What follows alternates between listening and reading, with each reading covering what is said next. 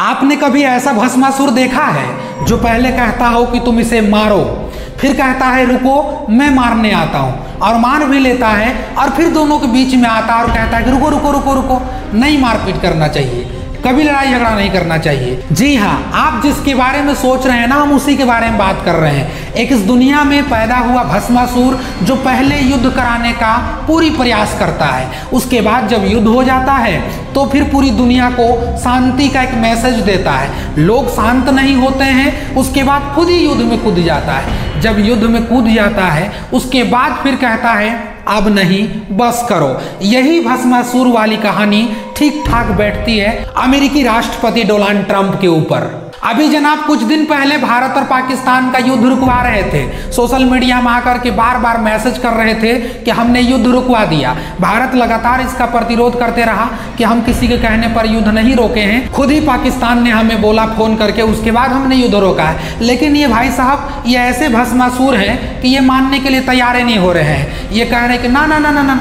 हमने युद्ध रुकवाया, हम मैसेज किए। लेकिन इस भस्मासुर का एक कहानी और भी है कि कैसे इनको पता चल जाता है कि अब सीज फायर करना चाहिए। हालांकि सच बात था कि जब इस भस्मासुर ने ट्वीट किया ट्विटर पर कि भारत और पाकिस्तान के बीच में हम आधी रात को बात कर लिए हैं, आधी रात को बात हो गया है, दोनों देश मान चुके हैं क्योंकि दोनों एटॉमिक पावर हैं, और दोनों एटॉमिक पावर है तो ये बनता है कि युद्ध रोकना जरूरी है। इसीलिए हमने कोशिश किया कि दोनों एक दूसरे पर परमाणु हमला ना कर दे। पाकिस्तान को बुलाया, उसके बाद ये कहानी चालू होता है। उसके बाद भारत और पाकिस्तान के बीच में जो भारत ने ऑपरेशन सिंदूर चलाया था उसका सीज फायर होता है। उसके बाद जो आपने देखा वो सभी के सामने है। अभी अभी ये भस्मासुर साहब एक और युद्ध रुकवाने चले हैं। ईरान और इजराइल के बीच में करीब करीब 2 सप्ताह से जो युद्ध चल रहा है उसमें ये भस्मासुर कूद गए। इजराइल जबरदस्ती इनको युद्ध में खींच के ले आए। तब तक तो ये पहले कह रहे थे पूरी दुनिया को कि युद्ध करने से नुकसान होता है, युद्ध करने से किसी देश का कभी भी आर्थिक स्थिति ठीक नहीं हो सकती है। वो देश एक कर्ज में आर्थिक डैमेज के रूप में दबता चला जाता है। लेकिन ये भस्मासुर साहब को क्या हो जाता है, इनको कैसे ख्याल आया कि अब हमें ईरान पर हमला कर देना चाहिए, और यहाँ करके फिर कहते हैं कि हमने ईरान के 3 ठिकानों पर हमला किया। एक नहीं बल्कि 3 परमाणु ठिकानों पर हमला किया। फोर्दो, इस्फहान और नतांज, ये तीनों इलाका पर हमने जाकर के हमला किया।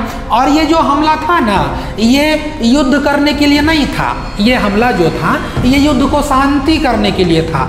धन्य है प्रभु आपका, कैसा भस्मासुर इस दुनिया में आप भेज दिए हैं। कैसे कैसे लोग हम लोग को देखने के लिए इस 21वीं सदी में मिल रहा है। अभी ये जनाब इजराइल और ईरान का युद्ध रुकवाने चले हैं, ट्वीट भी किए, और ट्वीट करके ये बोल रहे हैं कि ईरान और इजराइल के बीच में बात हो गया है, अब कुछ ही समय में 24 घंटा के अंदर अंदर में सीज फायर हो जाएगा। लेकिन कल का जो रिपोर्ट था, इजराइल ने ईरान पर जबरदस्त भीषण हमला किया था, तड़तड़ाती हुई भी गोला दाग दिया, जिसमें कि बहुत सारे नुकसान और 100 से ज़्यादा लोगों का जो IRGC के जो कार्यकर्ता थे उनका मारे जाने की खबर आती है। ईरान भी नहीं रुका, ईरान जबरदस्त हमला करते हुए पहले से ही पीट रहा था, पहले से ही मार रहा था। लेकिन इसके बाद ये खबर निकल के आती है कि इजराइल ने ईरान को संदेश भेजा है कि हम युद्ध विराम चाहते हैं, सीज फायर चाहते हैं। तो फिर लड़ाई काहे किए भैया, मारे काहे उसको, फिर सीज फायर जब करना था। तो अब ईरान मानने के लिए तैयार नहीं हो रहा है। अब देखा जाए कि ईरान इस पर क्या रुख अपनाता है। लेकिन भस्मासुर निकल के आते हैं और ये कहते हैं कि हमने दोनों देशों के बीच में मध्यस्थता करवा दिया है, दोनों देशों के बीच में बहुत जल्द होगा कि यहाँ पर सीज फायर हो सकता है। लेकिन इस भस्मासुर का जैसे ही बयान आता है उसके बाद भी जब हम लोग देखते हैं तो युद्ध लगातार जारी रहता है, ईरान लगातार हमला करता है। और भस्मासुर साहब को लगा था कि जब हम ईरान पे अटैक करेंगे, 3 परमाणु ठिकानों पर हम मारेंगे जाकर के, ईरान चुप बैठेगा।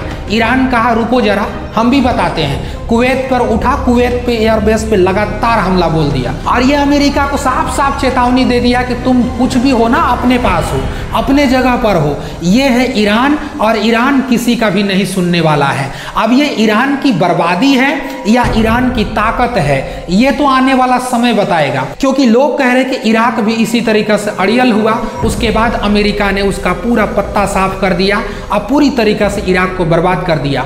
क्या इराक से ईरान कुछ भी नहीं सीखा है?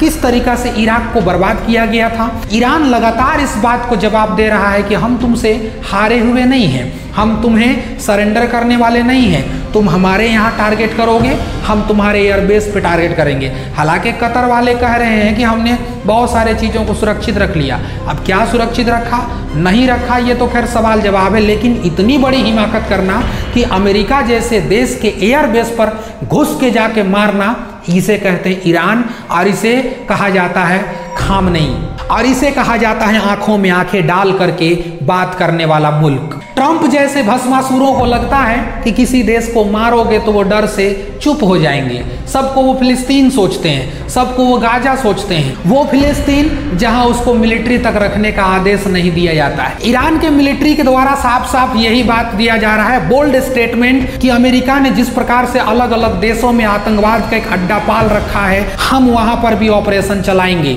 और ऑपरेशन चलाने के बाद अमेरिका का एक एक बातों को जवाब दिया जाएगा। जो अमेरिका सोचता है कि यदि किसी पर हमला करेगा वो, तो सामने वाला उस पर रिएक्ट नहीं करेगा बल्कि खामोश बैठ जाएगा, उनमें से हम नहीं हैं। ईरान मिलिट्री की ये साफ साफ दावा है कि जब तक ये हमला नहीं रुका जाता है तब तक हम हमला करते रहेंगे। कोई आए इस युद्ध में, कोई जाए इस युद्ध में, हमें किसी का कोई फर्क नहीं पड़ने वाला। ईरान की हैसियत तो देखिए ना साहब, उन्होंने अमेरिका को कहा कि रुको, तुमको भी हम बताते हैं, और उसके बाद एक एक एयरबेस को टारगेट करना स्टार्ट कर दिया। खबर तक तो ये भी आ रहा था कि अगर उसने स्ट्रेट ऑफ होर्मुज़ को अगर कब्जा लिया, पूरी तरीके से अगर नाकेबंदी कर दिया, तो पूरी दुनिया का होश फाख्ता हो जाएगा, पूरी दुनिया का होश खराब हो जाएगा। जिस प्रकार से ईरान स्टैंड ले रहा है, जिस प्रकार से पूरी दुनिया में 20% तेल का जो सप्लाई होती है वो इसी समुद्री पतले रास्ते से होती है। कहाँ दुनिया सोई हुई है? अमेरिका को लगता है कि जिसे चाहो मार दो, जिसे चाहे डरा दो, जिसे चाहे धमका दो। और भस्मासुर कहते थे कि युद्ध नहीं करना चाहिए, युद्ध करने से तबाही आती है, युद्ध करने से आर्थिक नुकसान होता है, युद्ध करने से किसी भी देश की जो नींव है वो नींव डगमगा जाती है। अब बताएं, गुब्बारा फोड़ने गए थे या फिर बम गिराने गए थे?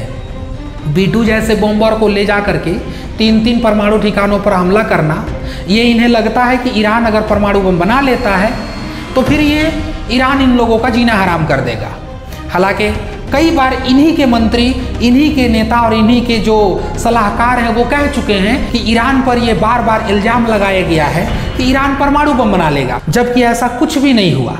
90s के दशक से कहा जा रहा है कि ईरान परमाणु बम बना लेगा, परमाणु बम बना लेगा।